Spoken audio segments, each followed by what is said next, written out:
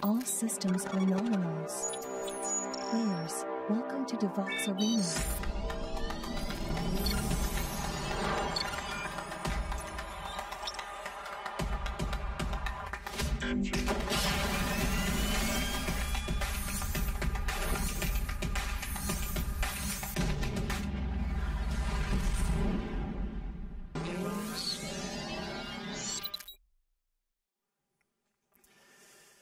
Bonjour à toutes, bonjour à tous. Vous avez vu les explosions, on va essayer d'éviter que nos applications ressemblent à ça. Et aujourd'hui, on va parler d'applications résilientes dans un monde partiellement dégradé. Mais avant de commencer, une petite histoire. Une histoire qui monte à il y a bien des années. Un beau matin, un collègue et moi, on prend la voiture, on quitte Lyon pour aller chez un client. C'était tôt, on avait plusieurs heures de route, et forcément, on est français. Pendant le trajet, on a commencé à réfléchir, on s'est dit, on va bosser, puis après on va faire un bon repas avec notre client. Ça sera l'occasion de discuter de manière un petit peu plus détendue, une fois qu'on aura bossé dur, quoi. Donc on arrive chez le client et on bosse dur. On avait plein de boulot, puis il y avait des questions qui attendaient des réponses. On n'avait pas fait le trajet pour rien. Mais, à un moment, notre interlocuteur nous demande de lui garantir que l'application fonctionnera toujours. Mais vraiment, toujours. On hésite. On lui répond « ce n'est pas possible ». Et là, le client nous dit « vous ne pouvez pas dire ça à un client ». On se regarde à nouveau, on hésite encore à nouveau. Et on fait « si on peut dire ça à un client, d'ailleurs on vient de le faire, et c'est un petit peu notre devoir de conseil ». Bon, vous en doutez, la suite de la demi-journée a été un petit peu plus tendue, au point où mon collègue et moi avons mangé sur une aire d'autoroute au retour, et pas du tout dans un bon restaurant. Je m'appelle Pascal Martin, je suis Principal Engineer et AWS Hero. Je bosse beaucoup sur de l'infra, du back, AWS, Kubernetes, et des sujets de performance, de résilience, de scalabilité, et de coût aussi, parce que j'aime bien. Je travaille chez Bedrock, on développe une plateforme de VOD et de replay qu'on vend en marque blanche à nos clients, des broadcasters européens. Et en France, notre plateforme propulse notamment Sysplay. Et depuis cette histoire, il y a beaucoup d'années encore une fois, eh bien j'ai réfléchi ou j'ai mûri. Je travaille aussi sur des plateformes un peu plus visibles aujourd'hui. Et j'ai petit à petit réalisé que cette volonté d'un service toujours opérationnel, eh bien nous sommes nombreux à l'avoir. Et même si je reste convaincu qu'il est impossible de ne jamais subir de panne, eh bien on peut peut-être augmenter nos chances. Et voilà pourquoi on va parler de résilience applicative aujourd'hui. Alors avant de parler de résilience, parlons de nœuds. Qu'est-ce que c'est les nœuds, les nines? C'est utilisé comme mesure de disponibilité d'une application, d'un service ou d'une plateforme. Par exemple, si on dit notre plateforme a 2 nœuds de disponibilité, elle est disponible 99% du temps, et on a droit à 3 jours 65 de panne par an. Si vous avez ça dans un contrat, c'est plutôt pas mal pour vous. Par contre, si on promet 4 nœuds de disponibilité, nous n'avons droit qu'à 52,7 minutes d'indisponibilité annuelle. Mais attention, on parle souvent de mensuel. Et avec 4 nœuds de disponibilité, nous n'avons droit qu'à 4 minutes 43 de panne par mois. Si vous déployez un bug, vous avez intérêt à le corriger très vite. Bien sûr, on peut tricher, et quand on y pense, on le fait, et on peut promettre une super disponibilité hors maintenance programmée. Ça nous permet de faire des choses un petit peu plus sympathiques, même si c'est moins utile pour nos utilisateurs. Qu'est-ce que c'est la disponibilité? Eh bien, un service est opérationnel X% du temps. Ou alors, X% des requêtes réussissent. Ou mieux, X% des requêtes répondent en moins de Y millisecondes. Ou dans le cadre d'une plateforme de vidéo, X% des vidéos se lancent avec succès. Et vous pouvez avoir un excellent taux de disponibilité si votre à peu près heure annuelle tombe exactement au mauvais moment. Vous pouvez faire les titres de la presse. Je suis persuadé que le site des impôts marche très bien, quasiment tout le temps. Sauf que si on en panne le dernier jour où on essaye tous et toutes de remplir nos déclarations, eh bien le lendemain, la presse. On a parlé d'indicateurs un petit peu techniques. Maintenant, si on essaie de se mettre à la place de nos utilisateurs, eh bien moi, quand je suis utilisateur d'un site e-commerce, je souhaite que mes ajouts au panier réussissent. Quand je lis un article sur un site de presse, je veux que les pages articles s'affichent avec succès bien sûr, en moins d'une seconde et demie. Encore, c'est déjà un peu long, je suis patient. Ou alors, quand je vais manger le midi au restaurant, je souhaite que mes tentatives de paiement avec ma carte bleue réussissent. En fait, les 9 n'ont aucune importance si les utilisateurs ne sont pas satisfaits. Et ce qu'on fait, l'informatique, ça a un impact dans la vraie vie des vrais gens. Il y a plusieurs années, c'était en 2019, une panne informatique dans un data center, une panne aux États-Unis. La conséquence de cette panne, c'est la dernière ligne de l'article ici, des personnes qui avaient un verrou connecté n'ont pas pu rentrer chez elles. Mais sérieusement, vous imaginez, après une dure journée de travail, ne pas pouvoir rentrer chez vous à cause d'une panne dans un data center à l'autre bout du monde? Ah oui, ce qu'on fait, nos métiers, ça a un impact sur la vraie vie des vrais gens. Alors vous allez peut-être me dire que les microservices, c'est génial, ça va vous sauver, ça va résoudre tous vos problèmes. Non, il n'y a pas de magie. Prenons un cas simple. Un utilisateur, une page web et une API, et rien d'autre. Si cette API a 4.9 de disponibilité, quel est le taux de disponibilité de notre page web? Eh bien, aussi 4.9. Elle ne dépend de rien d'autre, et en général, les utilisateurs sont satisfaits. Maintenant, si on prend un cas un tout petit peu plus réel, toujours notre page web, mais dépend d'une première API, et aussi d'une seconde API. Nos équipes sont très fortes, les deux API promettent 4.9 de disponibilité, donc naïvement, on se dirait, la disponibilité théorique de ma page web, c'est 4.9. Sauf que non, notre page web dépend fortement de ces deux API, et leur taux de disponibilité se multiplie. Notre page web n'est donc pas disponible, en théorie, 4.9% du temps. Mais ça, c'est un cas beaucoup trop simple. La réalité, ça ressemble peut-être un petit peu plus à ça dans vos vraies vies. Une API qui en appelle une autre, qui en appelle encore une autre, enfin un peu le bordel dans tous les sens. Et là, quelle est la disponibilité théorique de votre page web? J'ai même pas fait le calcul. D'autant qu'en fait, toutes nos API, elles dépendent d'autres services, elles dépendent de bases de données, de moteurs de recherche, de serveurs de cache et plein d'autres choses. Et là, quelle est la disponibilité théorique de votre page web?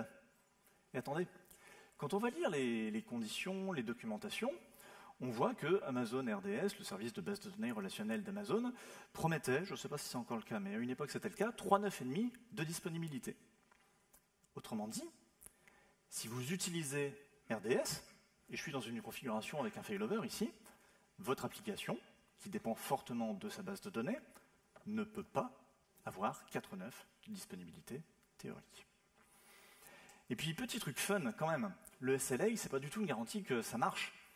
C'est plus un, alors en fait, si ça ne marche pas pendant X% du temps et que vous le demandez en prouvant l'impact chez vous, on vous rembourse une partie du montant que vous auriez payé pendant le mois sur le service. Est-ce que ça va compenser un manque à gagner ou l'effet sur l'image de votre produit? Ça, c'est votre problème. Je reviens sur mon schéma quand il est trop simple. Ce truc-là, on ne hardcode pas des adresses IP dans nos fichiers de configuration. Non, on utilise des noms de machines, des noms de domaines. Et donc, chacune des requêtes sur ce schéma dépend du bon fonctionnement d'un service DNS. Et donc là, si on vous demande de calculer le taux de disponibilité théorique de votre plateforme, eh bien, comme moi, vous faites un petit peu cette tête. Et pour vous remonter le moral, je vous laisse en compagnie de Bucket, mon adorable jeune chat.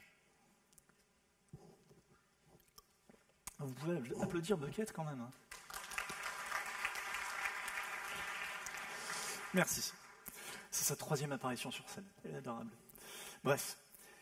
En fait, si tous vos microservices communiquent les uns avec les autres dans tous les sens, vous avez juste créé un monolithe distribué. Et les systèmes distribués, c'est facile, n'est-ce pas? Il y a des conférences entières sur le sujet. On a vu un peu de théorie. On a parlé de 9. On a montré que calculer la disponibilité théorique, c'est pas facile. Maintenant, si on parlait de la vraie vie, des vrais gens. Et je reviens plusieurs années en arrière, alors qu'on commençait à peine à migrer vers le cloud. Un collègue et moi, on est monté à Londres pour une conférence qui s'appelle la QCon. Cette année, c'était il y a 1 ou 2 semaines.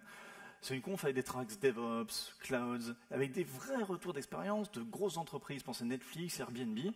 Et c'était une des premières fois qu'on allait dans une conférence de ce type. Et une des premières personnes sur scène nous dit Oh, les choses vont échouer, c'est comme ça, c'est la vie.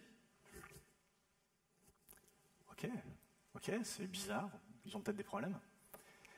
Mais une autre conférence plus tard dans la journée, une autre personne, d'une autre entreprise, nous dit « Ouah, de toute façon, tout échoue un jour ou l'autre. » On se dit « Ok, en fait, il n'y a pas que nous qui avons des problèmes, tout le monde a des problèmes, c'est cool. » Et on continue, le lendemain, je crois que quelqu'un nous dit « À l'échelle, les choses échouent beaucoup. » Ok. Et j'en arrive à cette citation que j'aime vraiment beaucoup et qui inspire le titre de ma conférence. « Les systèmes distribués ne sont jamais opérationnels, ils existent dans un état permanent de service partiellement dégradé. » Et je ne parle pas forcément de problèmes, ou de problèmes d'infra, ou de problèmes de code, mais peut-être d'une combinaison d'un peu tout ça, et de choses un petit peu normales, mais qui ont un impact pas toujours positif non plus. Les systèmes distribués ne sont jamais opérationnels, ils existent dans un état permanent de service partiellement dégradé. On parlait de la vraie vie, et bien continuons avec la vraie vie. À nouveau, un site web, des utilisateurs qui viennent sur ce site web, vous commencez à comprendre pourquoi on m'interdit systématiquement depuis plus de 10 ans de faire quoi que ce soit de visible sur nos applications. Le site web dépend d'une API A, qui dépend d'une API B, qui dépend d'une base de données. Le site web dépend aussi d'une API C, qui dépend de l'API A. Enfin bref, c'est un petit peu le bordel dans les microservices. Mais tout va bien, nos utilisateurs sont flippants mais satisfaits. Maintenant, un beau jour, l'équipe qui maintient le projet A déploie une mise à jour de son application. Et c'était un beau jour, ça n'est plus. Parce que cette mise à jour inclut un petit bug, je ne sais pas, une boucle infinie ou un truc de sauvage, qui fait que A se met à bourriner l'API B. Plein de requêtes. Qu'est-ce que fait B? En cascade, B bourrine sa base de données. Mais la base de données n'est pas autoscalable, et la base de données s'écroule complètement. Puisque B dépend de sa base de données, B s'écroule. Puisque A dépend de B, A s'écroule. Puisque C dépend de A, C s'écroule. Puisque la page web dépend de tout le reste, la page web s'écroule. Et les utilisateurs sont toujours un peu flippants, mais pas satisfaits maintenant. Et c'est le moment où on se souvient qu'il y a bien longtemps, on avait développé un web service pour un partenaire. Et ce web service est utilisé par le site web de notre partenaire, qui avait des utilisateurs satisfaits. Pas de base de données, pas de web service, pas de site web chez le partenaire non plus, et des utilisateurs là-bas aussi qui ne sont pas satisfaits. Et c'est le moment où le CEO d'un côté appelle le CEO de l'autre côté, et vous commencez à courir dans les couloirs un petit peu tout paniqué en vous disant « Qu'est-ce que c'est que ce web service dont personne ne nous avait parlé ?» Il était encore là. En fait, quand une application explose, son impact sur les autres applications autour d'elle correspond à ce qu'on appelle son blast radius, son rayon d'explosion. Et plus le blast radius d'une application est réduit, moins une panne va impacter les autres applications. Dans l'exemple qu'on vient de voir, le blast radius de mon application A, c'était l'ensemble de ma plateforme et la plateforme de mon partenaire. C'est pas terrible. Et on le sait, un jour, quelque chose va casser, c'est comme ça. Si on veut répondre aux attentes de nos utilisateurs, le blast radius de chacun des composants de la plateforme, ça ne peut pas être la plateforme entière, c'est pas possible, on sera toujours en panne. Et c'est quelque chose que j'ai redécouvert quand Bucket était plus jeune, c'est que le blast radius du moindre objet dans mon appartement, ça devenait mon appartement entier. Ça, c'est une photo d'un carton pas longtemps après qu'il soit arrivé chez moi, et j'ai pas celle de quelques jours après où il y en avait dans tout l'appart, mais c'était pas beau à voir et j'ai passé du temps à balayer. Donc, qu'est-ce que j'ai fait? J'ai appris à fermer des portes. Le blast radius maintenant d'une bêtise de mon chat, c'est une pièce, et plus un appartement entier. Eh bien, faisons pareil sur nos applications. Arrêtons cette dépendance. Tout n'est pas perdu. On a des outils qui peuvent nous aider. Et on a besoin de savoir ce que fait notre application. Si on ne sait pas ce qu'elle fait, on ne saura pas si elle marche bien, si elle commence à montrer des signes de fatigue, ou si elle est complètement écroulée. On parle d'observabilité, ces trois piliers, les logs, les métriques, le tracing distribué. Et pour moi, ce sont des prérequis dans nos applications. On ne peut pas savoir ce que fait une application si on n'a pas au moins les logs et les métriques. Donc, j'en parlerai pas plus. Quand même, ça peut coûter cher, des logs, on peut en faire beaucoup. Les métriques avec une cardinalité de folie, ça coûte très cher aussi. Et le tracing distribué, ça coûte extrêmement cher, donc on va échantillonner et ne garder que quelques pourcents des données. Maintenant, un peu de vocabulaire. 3 termes, 3 notions. On commence avec les SLI, les Service Level Indicators. Un SLI, c'est une mesure qualitative d'un aspect du niveau de service. et les 4 points sont importants. C'est parfois difficile à collecter, donc on accepte de travailler avec des taux, des moyennes, des percentiles, des compromis. C'est quoi un SLI? Prenons des exemples. La latence, c'est un SLI. Nous mettons X millisecondes pour répondre à un type de requête. Le taux d'erreur, c'en est un autre. X% des requêtes échouent. Le débit, nous savons traiter X requêtes par seconde. La disponibilité, on en a parlé, ou la durabilité, par exemple, pour du stockage. Une fois qu'on a ces indicateurs, on peut passer aux objectifs, les SLO. Un SLO, c'est une valeur cible pour un niveau de service qu'on mesure par un SLI. Et bien sûr, à partir du moment où on dit objectif, c'est difficile à définir, c'est difficile à choisir. Parce que quand on fixe un objectif, en face, il faut qu'on sache mettre des moyens pour atteindre ces objectifs. Ce sont ces objectifs qui n'ont aucune valeur. Qu'est-ce que c'est un SLO? Eh bien pareil, des exemples. La latence, nous pouvons avoir pour objectif de répondre en moins de 25 millisecondes à un type de requête. Nous pouvons avoir pour objectif que moins de 0,01% des requêtes échouent. Nous pouvons avoir pour objectif de savoir répondre à au moins 250 requêtes par seconde. On continue, que le service soit disponible 89% du temps. Ou alors d'avoir un certain pourcentage de chances qu'un fichier existe encore après un an. Vous notez, les objectifs ici, les SLO, j'ai exactement pris les indicateurs qu'on avait vus juste avant et j'ai injecté des valeurs chiffrées à la place des X. C'est exactement ça. Et avoir des objectifs, c'est extrêmement puissant. Quand on a des objectifs, on a un budget. Ah oui. Si notre niveau de service est supérieur à notre objectif, c'est génial, on a le droit de casser des choses. Je veux dire, c'est le moment où on va développer, on va expérimenter, on va faire plein de trucs super sur notre application. On a le droit de la casser, c'est pas grave. On fait mieux que les objectifs. Profitons-en. Par contre, bien sûr, si notre niveau de service est inférieur à notre objectif, on n'a plus vraiment le droit de casser des choses, donc on va peut-être un petit peu arrêter les nouveautés. À la place, on va plutôt stabiliser ce qu'on a développé les semaines précédentes. J'entends souvent parler de SLA pour dire SLI plus SLO, et c'est un abus de langage. On ne peut passer au SLA, aux agreements, quand on a défini des indicateurs et des objectifs. Et un SLA, c'est uniquement un aspect contractuel, qui va spécifier des conséquences, si on n'atteint pas des objectifs, et du coup, c'est assez souvent lié à des questions financières et donc des décisions business ou produits. On essaye de remettre SLI, SLO, SLA dans un bateau, tous les trois. Qu'est-ce qu'on dit? Indicateur. Notre API doit répondre avec succès à X% des requêtes reçues pendant un mois calendaire. On a l'indicateur. Maintenant, on injecte l'objectif, 99%. Mais une fois qu'on a fait ça, l'indicateur et l'objectif, on peut passer au contrat avec nos utilisateurs qui dit quelque chose du style « En cas de non-respect de cet engagement, nous offrirons une réduction de 25% ou quelque chose. » Et avant que vous ne citiez ça à vos collègues, parlez-en à votre service légal qui va peut-être transformer ça en 25 pages de légalisé. À partir de tout ce qu'on a vu, à partir des logs, à partir des métriques et à partir des objectifs, on peut définir des alertes. Le rôle d'une alerte, c'est de nous prévenir. Quand une application commence à aller mal, pour qu'on puisse éviter une panne, ou quand l'application est complètement écroulée, pour qu'on puisse la réparer. Mais, bien sûr, si votre salon d'alerting ressemble à ça, tous les matins, ou tous les jours, ou tous les soirs, ou toutes les nuits, eh bien, la première personne qui arrive au bureau le matin et qui voit ça, elle va prendre un café. Hein. Enfin, je veux dire, vu la quantité d'alertes qu'on a vues avant, c'est qu'il y a au moins quelque chose qui marche. Non. Une alerte, ça doit arriver uniquement quand il faut intervenir. Donc une alerte ne doit sonner que quand elle nécessite une intervention.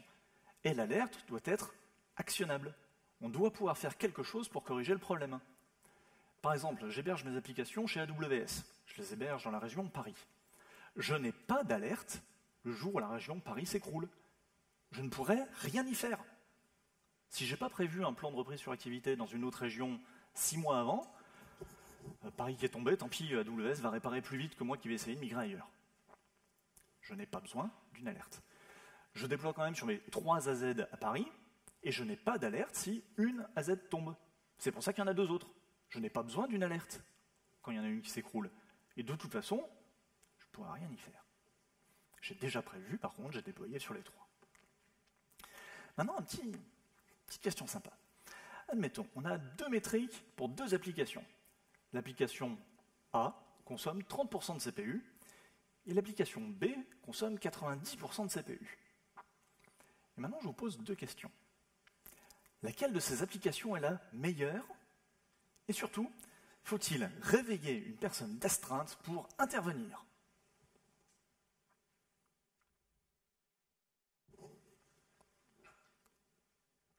Je ne sais pas. Je l'ai entendu, j'ai entendu par ici, je ne sais pas. C'est exactement ça, je ne sais pas. Peut-être que la première application va très bien, peut-être pas. Peut-être que la deuxième application va très bien, peut-être pas. Je n'en sais rien. Ce qui compte, c'est quel est le ressenti des utilisateurs. C'est ça qui est important pour nos applications. Pas 90% de CPU, on s'en fout du CPU. Ce qui compte, c'est les utilisateurs. Et puisqu'on parle de réveiller des gens, je vous montre ce schéma ici. A dépend de B, dépend de C. C complètement cassé. Qu'est-ce qu'on réveille? Est-ce qu'on réveille l'équipe qui gère C, l'équipe qui gère B ou l'équipe qui gère A? Et vous ne pouvez pas demander à un ami puisque vous êtes là pour ça. Eh bien, très souvent, j'ai vu l'équipe qui gère B être réveillée. Ouais, l'équipe qui gère B, ils font plein d'appels à C, ils prennent plein d'erreurs en retour, ils savent qu'il y a un problème, ils sont réveillés. Sauf qu'ils ne peuvent pas réparer C. C'est l'équipe qui gère le projet cassé qui va réparer ce projet cassé.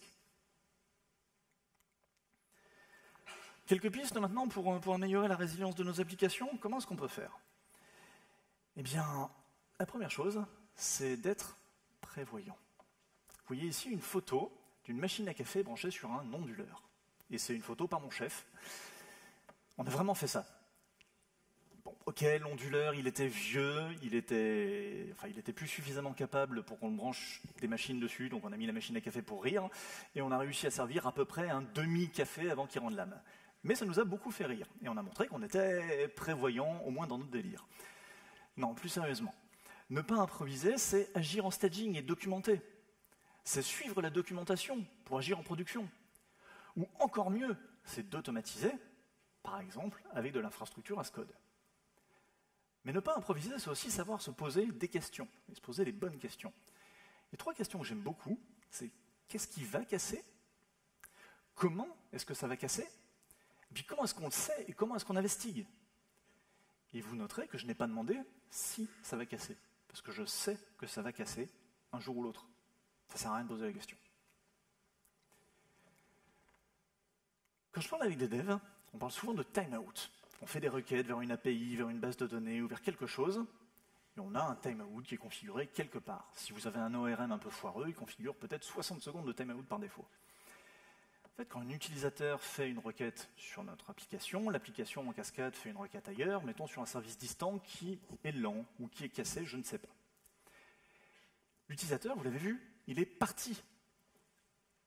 Pourquoi est-ce qu'on continue à consommer des ressources sur mon serveur applicatif, à attendre une réponse qui ne viendra peut-être jamais, alors que l'utilisateur est parti? Non. Mettons en place des timeouts courts. On lance une requête, on n'a pas de réponse suffisamment rapidement, on annule la requête. Et on le fait suffisamment vite pour pouvoir renvoyer un message à l'utilisateur avant qu'il ne soit parti. Ce message, ça peut être un message d'erreur, ou ça peut être une réponse partielle, la moitié de la page, la moitié de l'information qu'il cherchait. C'est peut-être mieux que rien, selon votre logiciel. Deuxième cas. On me dit très souvent, ça répond en 10 millisecondes d'habitude, donc on a mis 1 seconde de timeout pour être large. Ah, je réfléchis, je me dis, mais attendez, si un service répond en moins de 10 millisecondes, un timeout de 1 seconde, c'est 100 fois plus long que la normale. Et est-ce que vous savez comment votre application se comporte quand elle attend 100 fois plus longtemps que la normale? Eh bien, peut-être pas, mais moi je le sais parce que je l'ai vécu plein de fois. L'application s'écroule. Enfin, attendre en ayant des connexions ouvertes, ça consomme des ressources. Par exemple, avec PHP FPM, qui est le moyen le plus utilisé de faire tourner du PHP en prod, un processus PHP FPM ne sait traiter qu'une seule requête entrante. Si on fait d'autres requêtes sortantes et qu'on attend les résultats, le process FPM, il reste là à ne rien faire si ce n'est attendre, mais il ne peut pas traiter une autre requête. Très rapidement, on n'a plus de processus capable de récupérer des nouvelles requêtes entrantes. On a planté notre application. Donc attention aux timeouts, mettez des timeouts courts, 100 fois plus longs que la normale, ça devrait attirer votre attention. Qu'est-ce qu'on peut faire d'autre? On peut mettre en place du feature flipping, par exemple désactiver des fonctionnalités coûteuses ou des fonctionnalités risquées. Et puis mieux, le faire automatiquement. On ne sera pas réveillé comme ça. Et puis, désolé, mais je vais redire quelque chose que Sarah a déjà dit avant, mais on sait très bien que quand il y a des bugs sur nos applications, c'est parce que quelqu'un a développé ces bugs et les a déployés, quoi. Donc si on déployait de façon un petit peu prudente, au lieu de déployer une mise à jour à l'ensemble de nos utilisateurs, si on la déployait sur 5% des utilisateurs, et qu'on attendait pour voir comment ça se passe. Et une fois qu'on est convaincu que ça se passe bien pour 5% des utilisateurs, on déploie progressivement sur tous les autres. C'est ce qu'on appelle faire du déploiement canari. Et si vous avez une application qui prend des gros pics de charge, faites des tests de charge. Peut-être une fois, peut-être régulièrement. Mais ils vont vous aider à valider vos objectifs, savoir traiter X requêtes par seconde, par exemple. Et aussi, surtout les premières fois, ils vont vous aider à identifier ce qui casse en premier. Si vous faites des tests de charge, c'est parce que vous avez beaucoup de trafic, vous avez donc probablement mis en place de l'autoscaling. Ne faites pas cet autoscaling en fonction du CPU. Vous vous souvenez ce qu'on disait tout à l'heure, 30%, 90%? Peut-être que l'application qui consommait 30% de CPU était horriblement lente et inutilisable. Peut-être que l'application qui consommait 90% de CPU était super efficace et ne gaspillait pas 2/3 de ses coûts d'infrastructure. Non, l'autoscaling ne se fait pas en fonction du CPU, il devrait se faire en fonction du ressenti des utilisateurs. Par exemple, en fonction de la durée des requêtes. Puis une piste facile, dans certains cas, c'est de mettre en place de la redondance. Qu'est-ce que je veux dire par là? Une application qui dépend d'une base de données. Eh bien, mettons en place un read replica de cette base de données. Et comme ça, si la base de données primaire s'écroule, on pourra switcher sur le read replica, qui est désormais le serveur principal, et notre application va continuer à fonctionner. Bien sûr, ça coûte 2 fois plus cher. Vous avez 2 serveurs au lieu d'1 serveur. Donc voyez si vous en avez vraiment besoin. Mais si vous en avez besoin, ça va vous aider à améliorer la résilience. Et encore plus si les 2 serveurs ne sont pas dans la même salle, au cas où elles s'enflamment. Mais on peut aller plus loin. Après tout, pourquoi est-ce qu'on déploierait uniquement à Paris? On pourrait déployer aussi à Londres, en Allemagne. On survivrait à une inondation à Paris. Ou du moins, notre application survivrait à une inondation à Paris. Et moi aussi, je suis de Lyon. Si on veut aller plus loin, déployons dans plusieurs régions du monde. Et ainsi, notre application survivra à un tremblement de terre qui emporterait l'Europe. Ouais, ok, on aura d'autres soucis, mais dans le principe. Il y a aussi un avantage, si on a des utilisateurs dans le monde entier, on pourra peut-être leur répondre plus rapidement comme ça. Bien sûr, ça coûte beaucoup plus cher, au moins 7 fois plus cher, je crois, si j'ai bien compté, 7. Et ça a un impact environnemental. Donc à vous de voir si vous avez besoin de ce type de redondance. Et n'oubliez pas que répliquer des données en Europe, ça prend quelques dizaines de millisecondes, mais répliquer des données dans le monde entier, ça peut monter à plusieurs centaines de millisecondes. J'ai parlé microservices tout à l'heure, j'en remets une petite couche. Allez, on prend l'architecture en haut de l'écran. Une page dépend de A, dépend de B, qui a une base de données. Et on imagine le cas où B s'écroule. Et bien, puisque A dépend fortement de B, A s'écroule à son tour et les utilisateurs ne sont pas satisfaits. Maintenant, deuxième architecture en bas de l'écran. La page web dépend de A. C'est tout. Et ailleurs, on a B. Quand une modification est faite sur B, B va pousser un message dans une file de messages, pensez SQS, RabbitMQ, ce genre de choses. Et A va devoir se débrouiller avec ce message pour savoir répondre aux requêtes qui viennent des utilisateurs. Ça veut dire, oui, que A doit stocker des données en local. On ajoute une base de données, on ajoute du travail.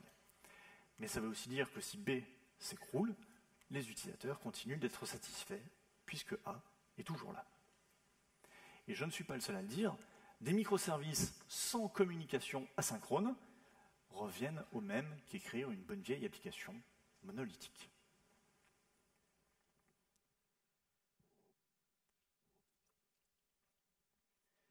Assez souvent, quand je discute avec des collègues de qu'est-ce qu'on peut faire pour améliorer la résilience d'une application, on me répond « je vais ajouter du cache ». Alors, non, à la base, le cache, ce n'est pas un moyen d'améliorer la résilience. Au contraire, on introduit 2 comportements différents. La donnée est en cache ou la donnée n'est pas en cache. 2 comportements, c'est de la variabilité, c'est donc du risque. Mais ok, mettons ça de côté et parlons de cache. On a une application, on a une base de données, on va mettre un serveur de cache un petit peu entre les deux. Quand l'application démarre, elle fait plein de requêtes à la base de données, parce que le cache était vide. La base de données souffre un petit peu, mais au bout d'un moment, tout va bien, on répond depuis le cache. Nickel. Mais, au bout de 60 minutes, ici, tous les caches qu'on avait créés expirent. Et du coup, à nouveau, on bourrine la base de données. Elle souffre un petit peu, mais au bout d'un moment, ça commence à aller mieux, et on resserre des données depuis le cache, et tout va bien. Mais 60 minutes plus tard, à nouveau, tous les caches qu'on vient de créer expirent. Et on recommence, on bourrine la base de données, puis ça va mieux, et ainsi de suite, on peut continuer longtemps comme ça. Est-ce qu'on est vraiment obligé de presque écrouler la base de données toutes les 60 minutes? Non, on peut faire autrement. Si on recommence, application, elle démarre, son cache est vide, donc ok, on tabasse la base de données. Encore qu'on aurait pu préchauffer le cache. Ensuite, on fait des requêtes sur le cache, et tout va bien. Mais c'est là où on va être un petit peu innovant. Si on n'attendait pas 60 minutes pour que du cache expire, mais qu'il y avait du cache qui expirait au bout de 56 minutes, 58 minutes, 60, 62, 68, puis plus tard, la minute d'après, 50 et des brouettes, en fait, on arriverait à étaler dans le temps nos expirations de cache. Et surtout, on étalerait dans le temps les moments où on retabasse la base de données. On ne partirait jamais avec un cache vide. Non, on aurait du cache qui expire un petit peu régulièrement. Au lieu de mettre 60 minutes pour ma durée de cache, j'ai mis 60 minutes, plus ou moins quelques minutes, en aléatoire. C'est ce qui s'appelle du random jitter. Et vraiment, des durées de cache aléatoires, c'est plutôt génial. Et c'est valable pour plein d'autres choses, pas que pour le cache. Je me souviens d'un cas, il y a pas mal d'années, on était sur un projet, tous les matins en arrivant au bureau, on voyait plein d'alertes de partout. Et pourtant, tout marchait bien, quoi, il n'y avait pas de problème. On ne comprenait pas. Et ça arrivait tous les jours, 4h15, 4h13, 4h20, le truc c'était garde des étoiles. On ne comprenait pas, on n'avait pas trop d'observabilité, pas trop d'instrumentation, donc un jour le chef a dit à un des devs, écoute, t'es désigné volontaire, cette nuit tu te lèves à 3h45, tu ouvres le PC, tu lances le VPN, tu te connectes au serveur et tu verras ce qui se passe. Donc 3h45 c'est rude. Ça réveille, ouvre le PC, lance le VPN, il ne se passe rien sur le serveur, tout va bien, qu'est-ce que je fous là? Mais arrivé 4h01, 4h02, commence à y avoir plein de process PHP, plein de requêtes SQL à côté. Qu'est-ce que c'est cette foire? Effectivement, 4h10, 4h12, 4h13, les alertes commencent à tomber, quoi. On a beau chercher un peu, rien. Et 4h20, tous les process avaient disparu, il ne se passait plus rien. Bon, le développeur referme le laptop, retourne se coucher, et se dit on verra demain. Le lendemain, il arrive au bureau, il discute avec les collègues autour d'un café. Puis la discussion tourne en rond pendant un petit moment. Le développeur se rappelle que quand il était le premier développeur du projet, il a regardé l'heure où les serveurs ne faisaient rien pour mettre le premier cron.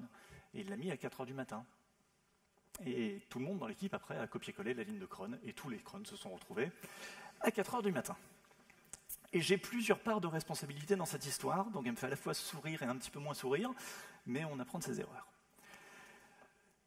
On a étalé les crons entre minuit et 6h, il n'y avait pas grand monde sur les serveurs à cette heure-là, et tout s'est bien passé par la suite. Et c'est valable pour plein de choses, c'est valable pour les durées de session, pour les durées de validité de jetons, pour vraiment plein de choses. Un petit peu d'aléatoire, ça va étaler la charge. Maintenant, si on a mis les timeouts courts, qu'est-ce qu'on fait? Une requête échoue. On réessaye. Peut-être que ça marchera mieux la deuxième fois. Il y a peut-être eu un problème temporaire sur le réseau où vous n'avez pas eu de chance. Réessayez. Et même mieux, une requête met trop longtemps. Annulez la requête et réessayez. Peut-être que ça marchera mieux la deuxième fois. Et en cas de panne intermittente, oui, ça marchera très souvent mieux la deuxième fois. Et je l'ai vu dans plusieurs de nos applications. Attention quand même à ne pas trop pousser les trucs à l'extrême, sinon on arrive un petit peu à ce schéma. Première minute, des requêtes, succès, pas de problème. Deuxième minute, des requêtes en succès et des requêtes en erreur. Troisième minute, des requêtes en succès, des requêtes en erreur. Et là, vous avez écouté Pascal qui vous a dit « Faites du retry sur les requêtes qui ont échoué ». Réempile. Quatrième minute, pareil, des requêtes en succès, des requêtes en erreur, et puis on continue, on fait du retry, Pascal a dit « Faites du retry ». Cinquième minute, on continue, du retry, du retry, du retry, du retry, et puis au bout d'un moment, il y a quand même beaucoup de rouge sur ce graphique, et on continue à réessayer les requêtes qui ont échoué, on les réessaye, jusqu'au point où le serveur, il est quand même un petit peu enflammé, on réessaye encore tout ce qui a échoué sur toutes les minutes précédentes, et notre serveur s'écroule complètement. Ça a l'air exagéré, mais ça arrive. Donc quand je dis réessayer en cas d'échec, oui, bien sûr, réessayer en cas d'échec, mais un nombre limité de fois, et en attendant de plus en plus longtemps entre les retentatives. Vous faites une requête, elle échoue. Vous la relancez 100 millisecondes plus tard, elle échoue à nouveau. Ça ne sert à rien de la relancer tout de suite. Attendez peut-être 400 millisecondes ou 200 millisecondes. Si elle échoue à nouveau, attendez 500 millisecondes. Si elle échoue à nouveau, attendez 1 seconde. Et puis là, ça fait 2 secondes et des boîtes, si j'ai bien compté. L'utilisateur, il est sur le point de partir. Arrêtez. Vous avez réessayé suffisamment de fois. Ensuite, soyons honnêtes. Enfin, si on admet que tout peut échouer, ça va nous forcer à mettre en place un mode dégradé. J'ai bossé dans la presse il y a longtemps, ça ressemblait un peu à ça, si on veut. En bas à gauche, il y a un contenu textuel, ce qui intéresse les gens qui viennent sur le site. Et puis ailleurs, il y a des guirlandes de Noël, des diaporamas, des blocs d'informations continues, des publicités, beaucoup de publicités, de la météo et ce genre de choses. Si l'API qui permet de générer un bloc est cassée, eh bien vous avez le choix entre planter tout le site ou juste ne pas afficher le bloc. C'est quand même vachement plus sympa pour les utilisateurs. Et puis si les performances se dégradent, peut-être en raison d'un pic de charge sur votre application, eh bien on pourrait désactiver un autre truc qui mangeait pas mal de ressources, et encore un autre, et encore un autre. Et en poussant un petit peu à l'extrême, on peut envisager d'aller jusqu'à ça, le contenu textuel de l'article. Autrement dit, ce que les utilisateurs venaient consulter sur votre site. Ok, vous n'avez plus de recettes publicitaires. Mais l'utilisateur est vachement plus satisfait que si vous lui mettez un message d'erreur tout moche. Désolé, on a planté les serveurs, revenez plus tard. Quoi. Et même ça, c'est mieux que la page d'erreur du navigateur, parce que votre serveur a tellement pris feu qu'il ne sait même plus servir un message d'erreur. D'autres exemples? Mettons un site e-commerce. J'ai une liste de souhaits sur un site e-commerce, et vous n'arrivez pas à charger les données d'un des produits dans ma liste de souhaits. Affichez-moi tous les autres, plutôt de planter la page. Ou même plus loin, dans le tunnel de commande, si j'avais 4 articles dans mon panier, et pour une raison inconnue, il y en a un, vous ne parvenez pas à enregistrer la commande de cet article. Permettez-moi de commander les 3 autres. C'est mieux que rien. Et envoyez-moi un mail en disant « Bonjour Pascal, votre commande de 4 articles s'est bien passée pour 3 articles, on est vraiment désolé pour le 4e, on a eu un problème temporaire, on vous promet que ça sera réglé d'ici demain, et pour vous encourager à attendre demain, et pour vous montrer à quel point on est désolé, voilà 10% de réduction pour demain. » Je vois ce mail, je me dis « c'est un peu dommage », mais de l'autre côté, 10% de réduction, ouais, je vais attendre demain. L'alternative, c'est vous planter complètement tout le tunnel de commande, je vais chez votre concurrent et je ne reviens jamais vous voir. Et ça m'est arrivé.